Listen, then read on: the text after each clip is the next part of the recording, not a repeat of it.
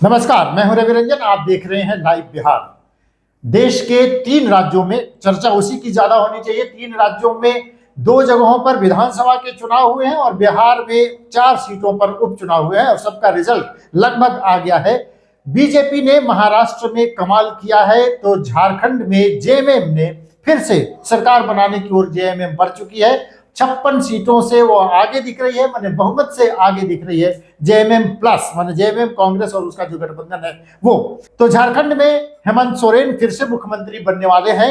बिहार में जिन 4 सीटों पर उपचुनाव हुए हैं उनमें चारों सीटों पर एनडीए ने कमाल किया है। एनडीए ने चारों सीटें जीत ली है। तो बिहार में आईएनडीआईए गठबंधन को जोरदार झटका लगा है।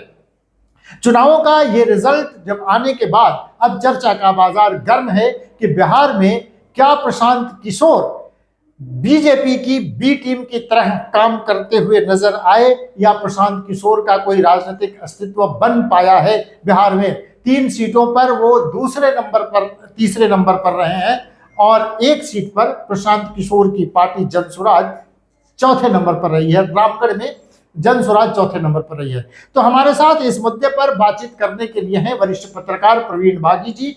और हम बात कर रहे हैं कि बिहार का जो चुनाव है ये तो ऐसा लग नहीं रहा था, ये अप्रत्याशित की तरह दिख रहा है कि चारों सीट, पहले तो ये 3 सीट आईएनडीआईए की थी, अब वो 3 की 3 उनकी चली गई। इस रिजल्ट को आप किस तरह से देख रहे हैं? देखिए, ये उपचुनाव जो है ये एक तरह से मान सकते हैं कि मोटे तौर पर नीतीश सरकार के कामकाज पर जनता की मुहर है और दूसरे तेजस्वी से जनता की नाराजगी जाहिर होती है इस चुनाव परिणाम से। और परिवारवादियों के बीच मुकाबला था। एक परिवारवादी को जनता ने स्वीकार कर लिया, दूसरे गठबंधन के परिवारवाद को जनता ने अस्वीकार कर दिया। जैसे एनडीए ने भी 2 सीटों पर परिवारवादी उम्मीदवार खड़े किए। इमामगंज की सीट पर हम पार्टी की दीपा मांझी, दीपा मांझी थी, तो वहां वो जीत गई। तो उनके जीत के पीछे वजह यह है कि वो उस क्षेत्र के लिए परिचित चेहरा थी। पहले से वहां वो सोशल वर्क करती रही हैं, लोग उन्हें जानते थे, तो इसका फायदा उन्हें मिला। और प्रशांत किशोर की पार्टी ने वहां उनकी मदद की एक तरह से और राजद के वोटों में बिखराव आया तो वो जीत गई। अब उसी जिले में बेलागंज है दूसरी सीट। तो बेलागंज सबसे बड़ी हार है राजद की, क्योंकि वो 34-35 साल से वो राजद का गढ़ बना हुआ था। सुरेंद्र यादव 7 बार के विधायक थे वहां से और उन्होंने अपने पुत्र को वहां टिकट दिलवाया था। तो ये जनता में नाराजगी उससे दिखी और जनता ने वहां राजद के दूसरे यादव उम्मीदवार को मनोरमा देवी को विजय बना दिया। तो वो भी एक तरह से श्रेय वहां राजद की हार का श्रेय जाता है प्रशांत किशोर को, क्योंकि प्रशांत किशोर ने इस उपचुनाव में राजद के परिवारवाद और मुसलमानों को वोट बैंक के रूप में इस्तेमाल करने की उनकी नीति पर लगातार प्रहार किया। और मुस्लिम इलाकों में, यादव इलाकों में उन्होंने जनसभाएं की और कहा कि आप लोग अपने लिए वोट कीजिए, किसी पार्टी किसी उम्मीदवार के लिए वोट मत कीजिए, अपने परिवार के लिए, बच्चों के लिए वोट कीजिए, अपनी भलाई के लिए वोट कीजिए, ये सोच के वोट कीजिए। तो उसका असर दिखा। लेकिन क्या उन पर जो ये आरोप लगा, तेजस्वी यादव खास तौर पर ये कह रहे थे कि वो बीजेपी की बी टीम की तरह काम कर रहे हैं और आखिरकार बीजेपी को ही फायदा हुआ, आरजेडी को मुश्किल झेलनी पड़ी। तो क्या ये साबित हो जाता है कि वो बी टीम की तरह काम कर रहे थे? बी टीम नहीं, देखिए राजनीति में हर पार्टी अपनी जगह इसी तरह बनाती है और प्रशांत किशोर के लिए पहला चुनाव था।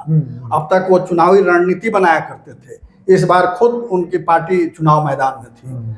तो आरोप इसी तरह लगते हैं, जिससे उसको खतरा महसूस होता है वो आरोप लगाता है। अब तक बिहार में सीधी लड़ाई होती रहती थी एनडीए और ये महागठबंधन, तो इस दोनों के बीच मुकाबला होता था। अब उसमें एक थर्ड पार्टी भी आ गया, वो प्रशांत किशोर।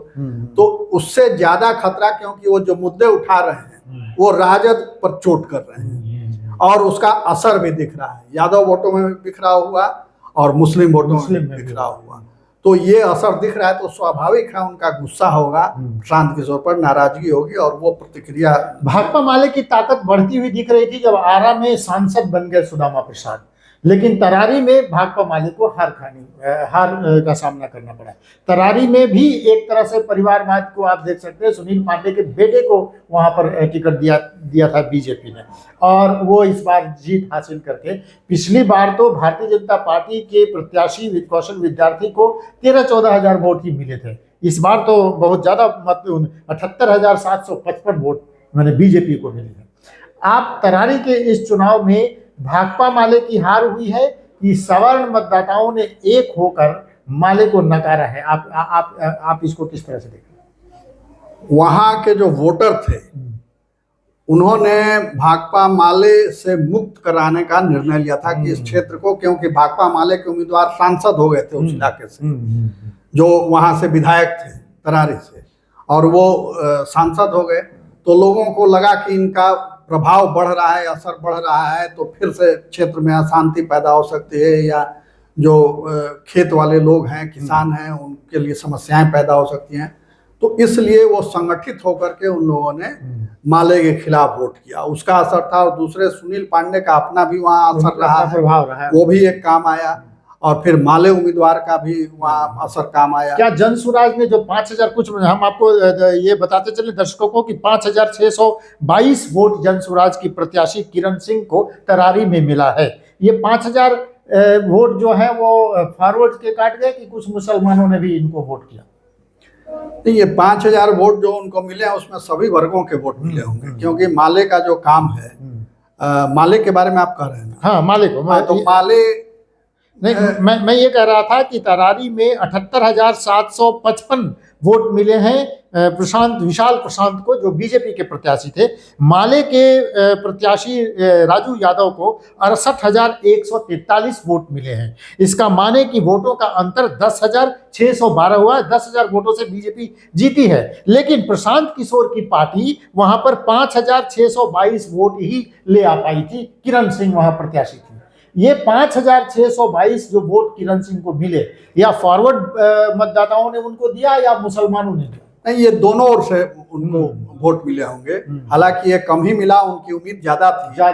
मगर ये एक पहला अनुभव था उनका चुनाव मैदान में। उम्मीदवार भी पहली उम्मीदवार, और प्रशांत किशोर भी बदल भी दिया था पहले, उम्मीदवार में बदला गया, तो वो सब असर रहा, और इनको किसी वर्ग विशेष का वोट नहीं मिला होगा।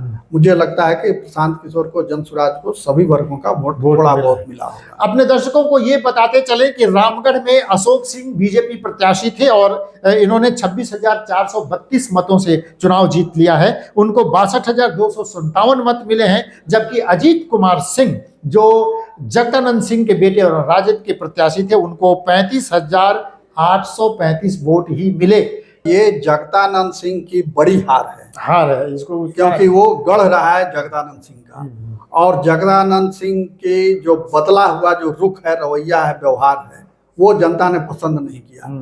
जगदानंद सिंह परिवारवाद के घोर विरोधी रहे, मगर अब परिवारवादी पार्टी को अपनी सेवा दे रहे हैं। दूसरे कि उन्होंने अपने पुत्र को वहां खड़ा करा दिया चुनाव में। और तीसरी हार की वजह ये रही कि जो उनके बड़े भाई हैं राजद उम्मीदवार सुधाकर सिंह, तो वो बहुत ज्यादा बोलते हैं, जरूरत से ज्यादा बोलते हैं। उसका भी एक तरह से रिएक्शन हुआ, बड़बोलापन का रिएक्शन वहां हुआ, और उसका खामियाजा उनके छोटे भाई को। वहां जनसुराज चौथे नंबर पर चली गई थी, तो जनसुराज वहां ज्यादा कमाल नहीं कर पाई। और जनसुराज के लिए पहला चुनाव था, तो ट्रायल था एक तरह से उनके लिए। अब ये अनुभव अगले चुनाव में जो 25 में होने वाला है विधानसभा, उसमें वो काम आएगा। तो ये सीखने के लिए सिर्फ वो मैदान में उतरे थे। जीतने की उम्मीद उनको नहीं थी। इंटरनल जो उन लोगों की ये थी, फीडबैक था, उसमें जीतने की उम्मीद नहीं थी।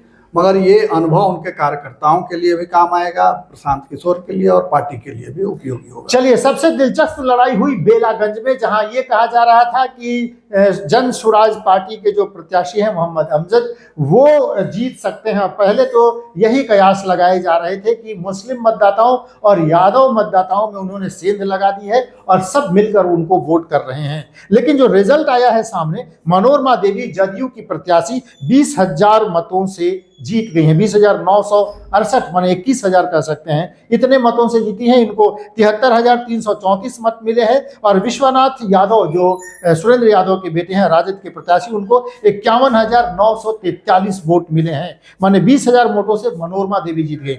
दिलचस्प बात यह है कि जन स्वराज पार्टी के मोहम्मद अमजद को 17,285 वोट मिले और ये कहा जा रहा है कि इसमें मुसलमानों ने उनको वोट किया है और यादवों ने भी किया है। हालांकि यादव वोट बटा है, मनोरमा देवी के पक्ष में गया है। आप बेलागंज की इस लड़ाई में जन स्वराज कुछ कामयाब होती दिख रही? जन स्वराज ने राजद के आधार वोट में बिखराव किया। वहाँ मुसलमानों के बीच भी आक्रोश था और यादवों के बीच भी आक्रोश था।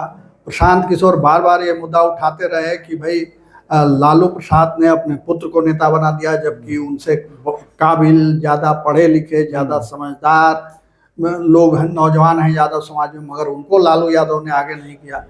दूसरा उनका ये जोर रहता था कि मुसलमानों को वोट बैंक के रूप में राजद इस्तेमाल कर रही है, तो मुसलमानों में भी इस पर चिंतन मनन हुआ और दूसरे वहाँ उम्मीदवार भी उन्होंने दे दिया जन स्वराज ने मुस्लिम को।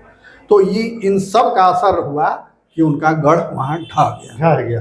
तो इस लड़ाई में माने ये एक आरोप तो लगा है जो कई जगह सोशल मीडिया पर यह चर्चित है कि तेजस्वी यादव की एरोगेंसी, माने उनके अंदर जो एक घमंड दिख रहा है, उसका असर हो गया। तेजस्वी यादव क्या 2025 के चुनाव में आप देख रहे हैं इसका असर पड़ेगा तेजस्वी यादव? नहीं, तेजस्वी यादव अपनी रीति नीति नहीं बदलेंगे तो असर पड़ेगा। लालू यादव ने नेता बना दिया। लालू यादव के जो चाहने वाले हैं, फॉलोअर हैं, उन्होंने मान भी लिया कि नेता है, मगर कार्यकर्ताओं के साथ वैसा इंटरेक्शन उनका नहीं हो पाता है, पब्लिक के साथ वैसा मिलना जुलना नहीं हो पाता है जो लालू यादव किया करते थे। लालू यादव के असर से वो नेता तो बन गए, मगर लालू यादव का जो गुण था, जो खासियत थी, वो अपने अंदर वो आत्मसात नहीं कर पाए और यही वजह है कि वो एक बड़े नेता के रूप में उभरने की संभावना खो रहे हैं। बिल्कुल, जनता के नेता वो नहीं बन पा रहे। जो राजद का आधार वोट है उतना लेकर के कोई भी रहेगा तो उतना उसको वोट आ ही जाएगा। तो आपको लग रहा है कि इस चुनाव का उपचुनाव में चारों की चारों सीटें एनडीए जीत गई, तो 2025 में इसका असर देखने को मिलेगा?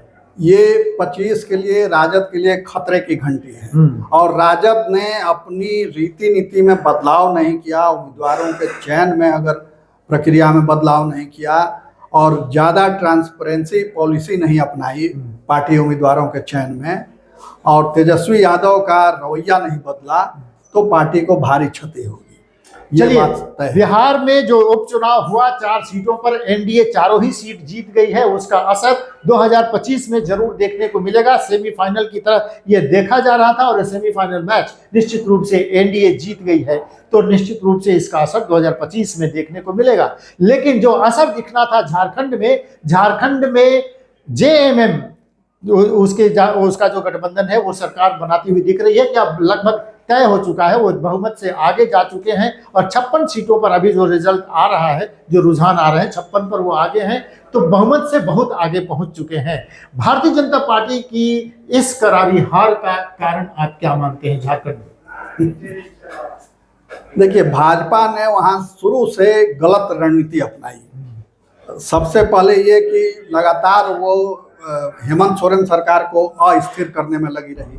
आपको याद होगा कि कुछ महीने पहले वहाँ ऐसा लगा कि सरकार अब गिरी कि कब गिरी, कि कोई चिट्ठी आई है चुनाव आयोग से राजभवन में, तो राजभवन जवाब भेजेगा, तो जवाब तलब करेगा। हेमंत सोरेन भी राजभवन आ रहे हैं, जा रहे हैं, मगर उसका कोई परिणाम नहीं निकला। सरकार बदस्तूर चलती रही। फिर बीच में विधायकों की खरीद फरोख्त की कोशिश की गई। कई विधायक कलकत्ता गए, कहा जाता है कि गुवाहाटी भी ले जाया गया। चंपई सोरेन का भी खेल हुआ, मगर हाँ, चंपई सोरेन का तो बाद में, उसके पहले कुछ विधायकों को खरीदने की, मगर वो भी कोशिश उनकी नाकाम हो गई। फिर चंपई सोरेन को खैर उनके मन में आक्रोश था, भाजपा ने उस आक्रोश को और थोड़ी हवा दी तो उन्होंने पार्टी छोड़ दी।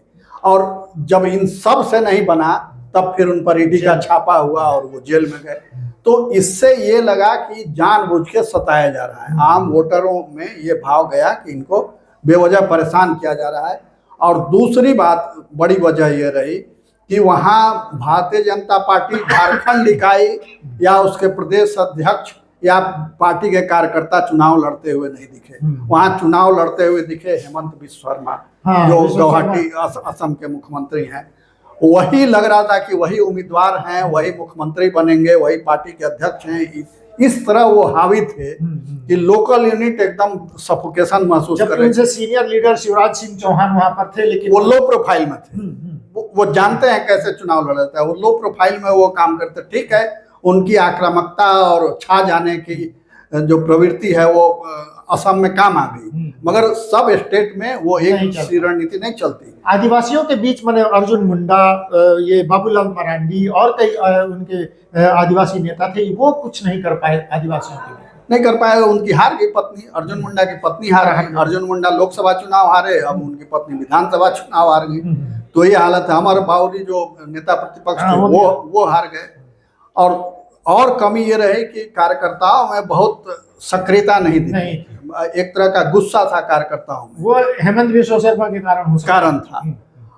और बूथ मैनेजमेंट भी बहुत कमजोर रहा। जो वहाँ के पत्रकार बतला रहे हैं या पार्टी के सूत्रों से जो जानकारी मिली है कि बूथ मैनेजमेंट कमजोर रहा, वोटरों को मोबिलाइज नहीं कर पाए, और बाकी के जो कारण मैंने बताए वो सब मिला जुला के भाजपा की स्थिति बहुत दयनीय हो गई है। और वहाँ झामुमो गठबंधन जो है उसने बहुत अधिक सीटें जीत ली। अब तक इतनी सीटें कभी नहीं वहाँ झारखंड विधानसभा में किसी गठबंधन को मिली थी। बहुत दिलचस्प बात है कि चतरा चुनाव पर सबकी नजर थी और चतरा में चिराग पासवान ने एक बार फिर बड़ा कमाल किया है। माने बिहार में जो चिराग पासवान सक्सेस की ओर बढ़ ही रहे हैं, चतरा में भी एक सीट उनको मिली थी और वो सीट वो जीत गए हैं। तो झारखंड में भी रामविलास पासवान की पार्टी और चिराग पासवान की पार्टी ने अपनी कदम रख ली है और एक चतरा की सीट उन्होंने जीत लिया है। दिलचस्प बात यह भी है कि जदयू ने भी अपनी सीट माने सरयू राय जमशेदपुर पश्चिमी से चुनाव लड़ रहे थे और वो सीट सरयू राय जीत गए और रघुवर दास की बहू भी जीत गई है।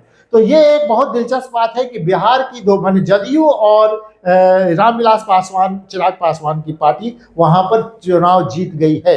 आपको लग रहा है कि चिराग पासवान का कद राजनीति में और एनडीए में पड़ा है?